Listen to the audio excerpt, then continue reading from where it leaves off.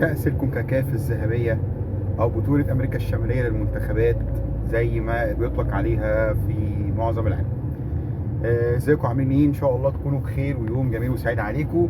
طبعا شفنا يا جماعه بطوله الكونكاكاف الذهبيه اللي بتلعب في نفس الوقت والزمن اللي بتلعب فيه كاس العالم للانديه في نفس البلد، في امريكا وكندا، والبلدين استضافوا البطوله دي وامريكا برضو استضافت كاس العالم للانديه عشان تستعد طبعا للحدث الاهم وهو مونديال المنتخبات او كاس العالم للكبار او للمنتخبات اللي هيتقام السنه الجايه ان شاء الله. فكل دوله بتحاول ان هي على قد ما تقدر ان هي تنظم بطولات كتير وتستعد للحدث الاكبر ده. طبعا احنا عارفين يا جماعه ان اتحاد الكونكاكاف او امريكا الشماليه ودول الكاريبي هو في حاجه و40 اتحاد تقريبا، ولكن البطوله بتاعتهم بتبقى عباره عن 16 فريق. وهم برضو خدوا الفكره من امريكا الجنوبيه ان هم بيجيبوا فريق من بره القاره علشان خاطر يكون في منافسات اقوى. وطبعا الفكره دي جت في امريكا الجنوبيه لان هم عدد الاتحاد عندهم تقريبا 10 فرق او 11 فريق بالظبط، فهم كانوا بيجيبوا فريق عشان يبقوا 12 او فريقين عشان يبقوا 12. ومن كام سنه كده كمان ثبتوا بعض الدول من امريكا الشماليه انها تكون معاهم استمرار زي المكسيك وكندا تقريبا وبعض الدول عشان خاطر يكملوا 16 فريق وتكون البطوله اقوى واحسن بدل ما يجيبوا فرق من بره. المهم يا جماعه احنا كنا خلصنا دور المجموعات، وزي ما احنا عارفين ان البطوله دي وفرقها او منتخباتها مش قويه قوي فما كناش متابعين قوي المجموعات فيها، ولكن بدانا نتابع من اول دور الثمانيه اللي هو اول دور اقصائي في البطوله دي. كان عندنا 4 مباريات يا جماعه في البطوله ديت.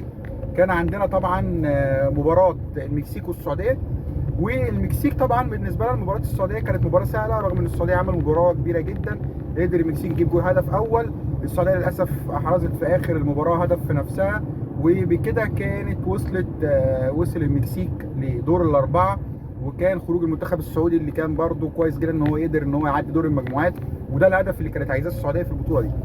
كان عندنا مباراه ثانيه او الجانب الثاني من نص النهائي اللي هيلاعب فريق المكسيك، هو كان فريق هندوراس، وكان بيلاعب فريق هندوراس يا جماعه كان بيلاعب منتخب انا مش متذكر قوي اسم المنتخب اللي كان بيلاعبه الهندوراس، كان بيلاعب بنما. تمام، مباراه بنما او كل المباريات بقى اللي جايه كلها بعد كده خلصت بالتعادل وضربات جزاء. فالفريق اللي سجل الاول بقى انا مش عارف دي بقى ايه عندهم صدفه دي ولا ايه، الفريق اللي هيسجل الاول هو اللي هيخسر مش هيكمل معانا. فبنما جابت الهدف الاول وبعد كده قدرت هندوراس انها تتعادل في اخر المباراه، فبالتالي لما جت ضربات الجزاء هندوراس هي اللي فازت وهي اللي هتقابل المكسيك في نص النهائي. المباراتين التانيين يا جماعه كان عندنا مباراه كندا وكان عندنا مباراه جواتيمالا، انا مش عارف انا بنطقها صح ولا لا، بصراحه عندهم اسامي منتخبات غريبه جدا. فبما ان فريق كندا سجل الاول فجواتيمالا ده سجل بعد كده التعادل، فجواتيمالا هو اللي صعد عشان يلاعب بعد كده الفريقين التانيين اللي هم كان مباراه امريكا وكوستاريكا.